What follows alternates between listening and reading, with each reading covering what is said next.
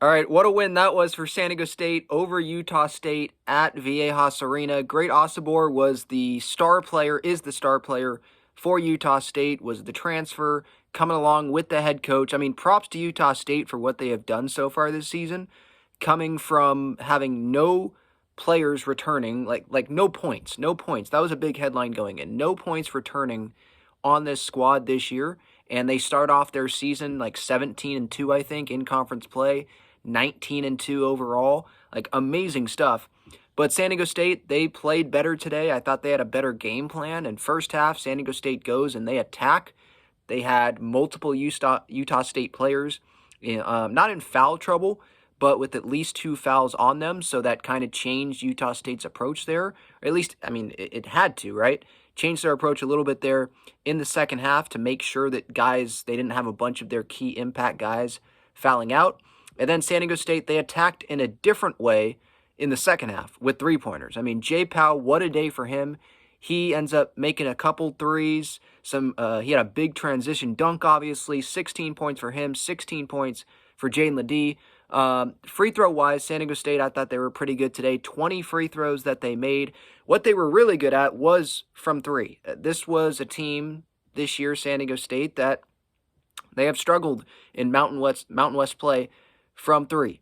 But today, they were way over their average. 45% from three, 9 of 20, and usually they're definitely under 40% going into today. I think it was around 38%. I saw that graphic on the Fox broadcast today. So good day there from three. Couple threes from Powell, LeDee, Waters, Trammell, Saunders, Parrish.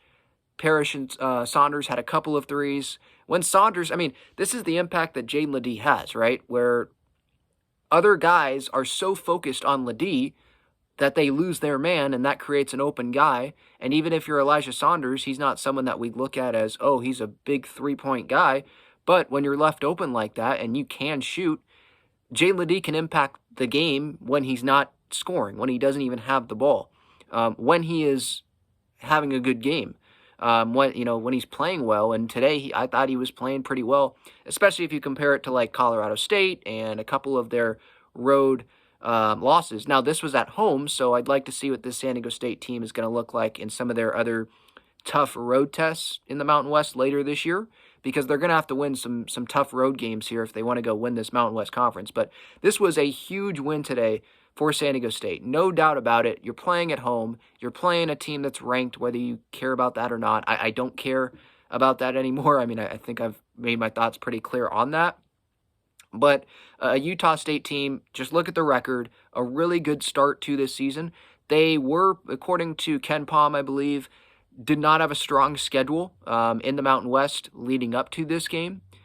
But if San Diego State would have lost this game, they would have dropped to, 16-6? They would have dropped to 5-4 in conference play. That's probably going to be hard to go win the Mountain West from that, because then you have to be really good at home and really good on the road, right?